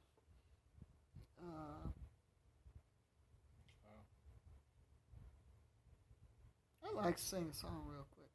I don't know how much time we got. We have a little more time. We got about 20 minutes. We good. It's one of my favorite songs. It's called My Life Already Full. Okay. Mm-hmm. And when you've been on the planet for as long as I have, you find that there are experiences that you will never forget. Some things that make you want to just laugh with the memory. And those things that you might want to keep tucked away to take a peep at through tears every now and then. But living long teaches us that's all good. It's what makes us unique. Makes you, and me. There ain't too much I have not done in my lifetime. Ooh, my life been so full. There ain't too much I have not touched and felt and tasted. Ooh, my life been so full. I've seen the death of my own mother, the birth of my godson. Ooh, yeah. My life been so full. I've watched my children grow into adults that I'm proud of. Yeah. My life been so full. I've watched the sun rise up over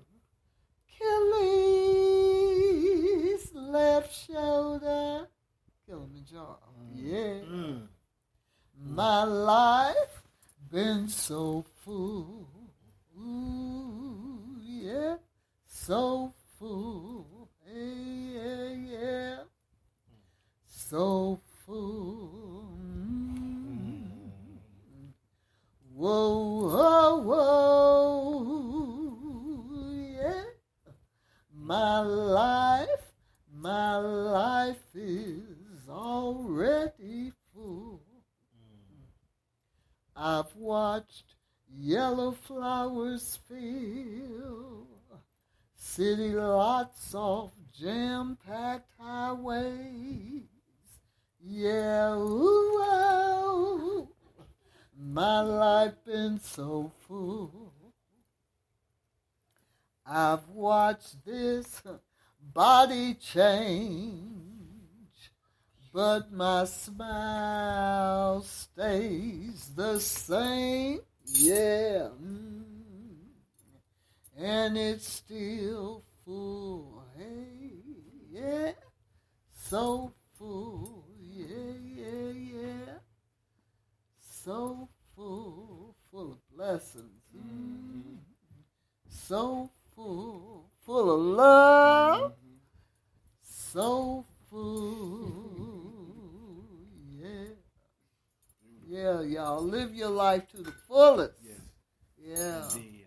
I saw like a double entendre in there. I saw soulful, then I saw soulful. Yes. My goodness. Yes. That's powerful. Yes. Yes. So Thank you. the music, and I know Tanzanians are just born with music in their soul as well. Without really, excluding anyone, but just who are some of the artists that are really,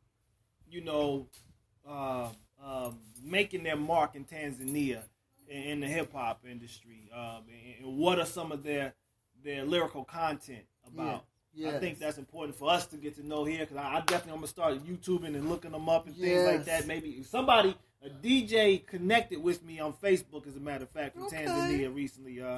He has like some initials, SDF or some DJ something. He's connected with you though. I don't know his name. I have to look on Facebook. Well, I tell you, Arusha, which is in the north, and which is the area we live in, the Arusha region, in Mbasani village outside of Arusha. That is hip hop. Arusha is the city of hip hop. Okay. In Tanzania, there are so many dynamic MCs coming up. You got Abdallah Mshakamari, who is AKA D-Wee. You got Mstafrika. All those brothers and sisters. You got Watangwa, which is a legendary hip-hop crew. Then you got Fid Q, who's actually from Musoma, but who is now based in Dar es Salaam. You got, it's so many dynamic hip-hop artists there. And the thing that I love is that their content, their whole delivery, their whole style is so, well, let me put it like this. The youth are really, these artists are really bringing back an African spirit to hip-hop. And one of the things that they always say is how the corporations have, of course, taken over hip-hop here. Right. And there, because you don't have the corporations who are trying to run hip-hop, and it's more a very grassroots kind of way of operating, where everybody cooperates. You go into somebody's studio, like Peace Power Productions, which is our studio, and you're not necessarily even expected to pay. It's about the collaboration. It's about the joy of the message and the joy of the music. And a producer can make beats for you, and if you do pay, it's not going to be an outlandish amount at all. You know, and the thing that I like is that, you know, the brothers and sisters, and there aren't that many FemCs, I tell you. There really, really aren't, you know, but the ones that are really about something. I have to talk about Sister Jackie, Okay. who is one of our leaders of tomorrow, and who is an emerging star in the hip-hop scene. This sister, her lyrics are not only political and about environment, but her rapid-fire delivery is just something that's just, she's setting it on fire. That sister is a star. She's been with us since she was like 7. Really? Yes. Wow. She is really Jackie. Y'all, I call her Miss Jackie. Okay. Yes, and not only is, you know, the thing about it is so much of our Africanness is incorporated in hip hop in East Africa now, and there's a movement. There's a movement between Uganda, Tanzania, Kenya, and Rwanda that is not only breaking down barriers in the lyrics, but is breaking down borders in the cooperation. Okay. You know, when there are crews who are now coming together and doing, like I was telling you, cleaning up, you know, dealing with health issues, about getting people off drugs, all of that. You know, it's really a community spirit that is rolling, and I just love it. Brother Babaluka, who is out of Uganda, and who I met for the first time in Trinity at the International Hip Hop Festival in Trinity. You know about that? It's been going on for 11 or 12 years, and I actually it's called Trinity? No, it's at Trinity College. It's the Trinity International Hip Hop Festival. I presented there, actually. I gave one of the keynotes on hip hop and activism, and they always have a big legendary artist who is the headliner, and the headliner last year was Rakim. So yes, and so I had my Natiti on. I opened for Rakim. Wow. With Mike Crenshaw, who's out of Portland, Oregon. Okay. A sister out of D.C., I can't remember her name, and David Tavares out of Atlanta. Okay. He's like the hip hop. He's the minister server.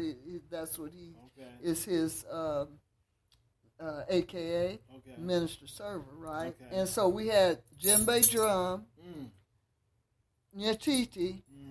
That's all the instruments that we had, and our voices, and the crowd loved it. Right, they loved it. They loved it, and I was so happy to meet Rakim. Right. Because you know I've never met him before. Yeah, I don't know who the headliners are this year, but that's where I met Brother Babaluka. Okay, and I think he's in his 30s. And he's leading a really, really strong movement in Uganda. And some of the artists from East Africa who are in Arusha, who I work closely with, participated in the movement that was going on there. Another thing I have to tell you about is the Arusha Poetry Club. Because many of the hip-hop artists also recognize that they are conventional poets. Yes. So we've had Arusha Poetry Club for about 4 years, I guess. And we have a new venue now, and that venue is in a little forest. Really? It's in the open? It's in the open. Oh, my goodness. Oh, it's just, can you imagine that, being able to share your poems, to share your music? We always have drums and our indigenous instruments there. That whole vibe, being out in nature like that, is such. It's such a. It gives people courage.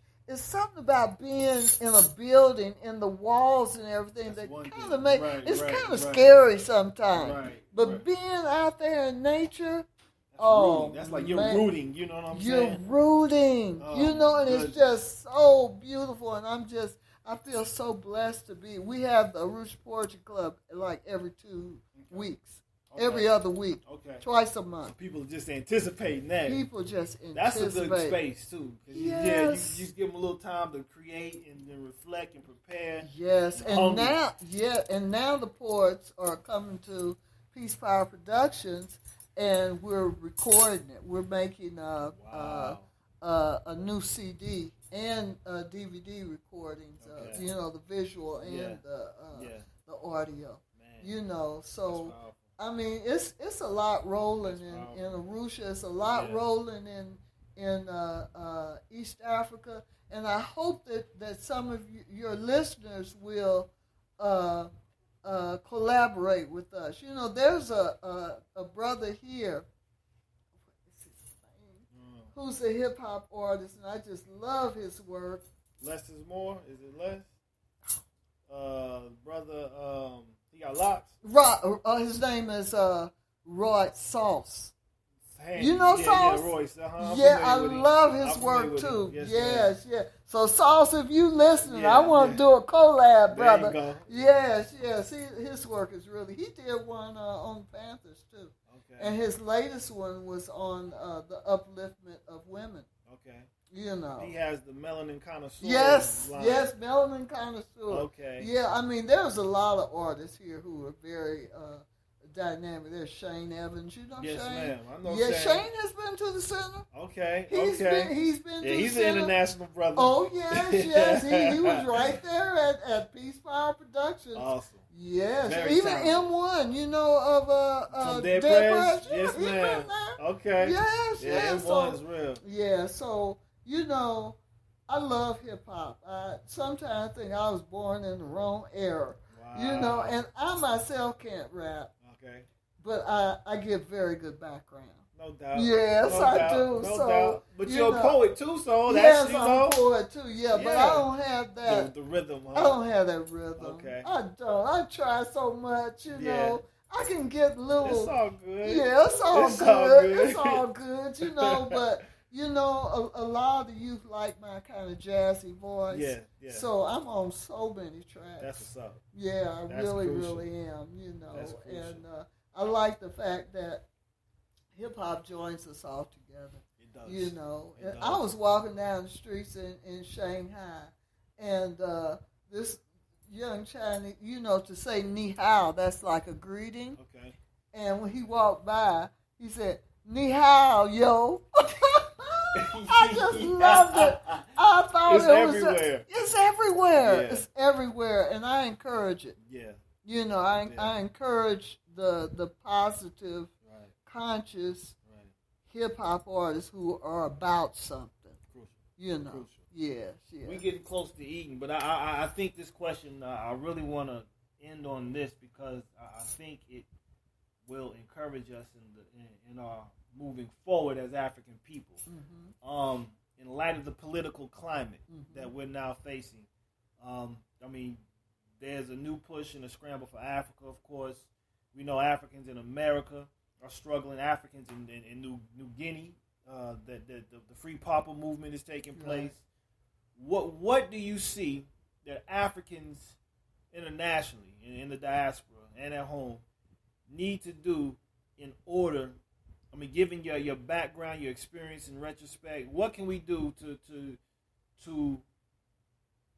to have more of a self-determined, liberated reality in the present? What are some of the things that we can do to make that a reality? We need to get off the grid. Y'all know what the grid is. Wow. We need to understand that we can do for self.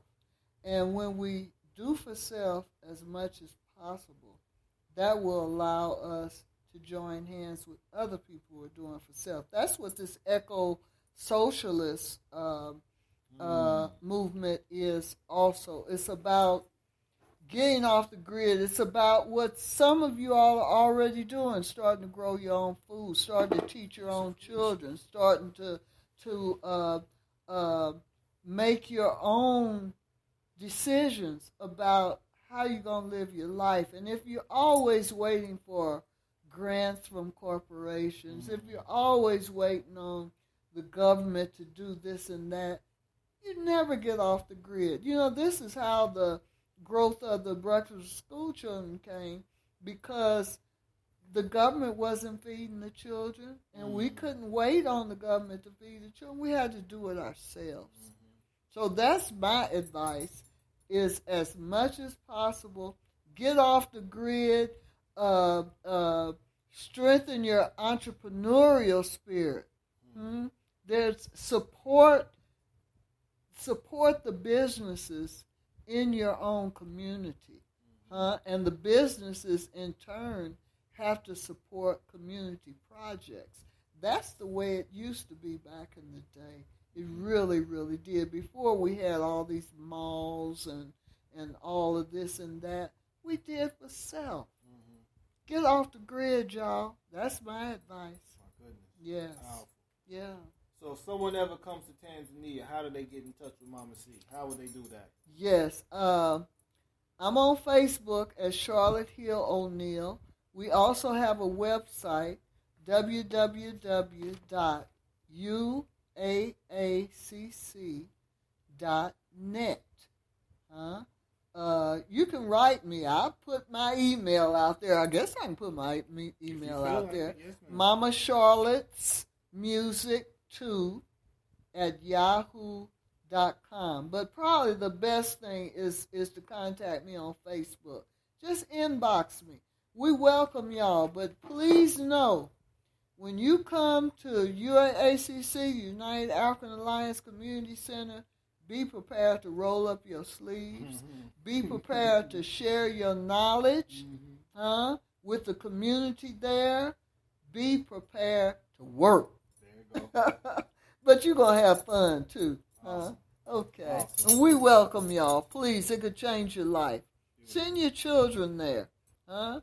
If you got a community group who can raise funds to come there, come on. It's an ideal place. You will have so many light bulb moments. And plus, we got a forest near us, and it has a river there, and we go to the river there to honor our ancestors. We go there to play drums. You can hear drums at night, y'all. It's, in a lot of ways, it's like what you've seen on TV. It really is. You know, it's so beautiful. And you know, we've lived there for more than 40 years, and we never get tired of it. And please, y'all, I bring you greetings for Brother Pete O'Neal. He's getting ready to be 77 years old. But you know, there was all this talk about him getting a pardon and all that. He never sought a pardon. Wow. He never ever He's did. Content, huh? He's content. Not only is he content, he's able to live a life where he can share. He's able to live his passion, and his passion is raising up the youth, you know. And to me, the fact that we are still living the legacy of the Black Panther Party is the greatest revenge. All power to the people. Power to the people. Yes. Wow, Mama C, thank you. Thank you. This has been more than wonderful. I mean, Oh, it's just been a great experience. I enjoy. I learned a lot. Now I'm ready to eat. Now it's time. So we want to thank the listeners for tuning in to Hebrew Vision Live with Mama C, the life of a revolutionary. We'll be back next week, same time, same location, with Andrew Boykin. We're going to be discussing between love and lust, the male and female relationship dynamics, a much needed topic for our community. But we're going to sign out and enjoy my wife's cooking and continue the fellowship. So tune in next week and we will get back with you all. All right, have a great evening. Peace and blessings. Signing out.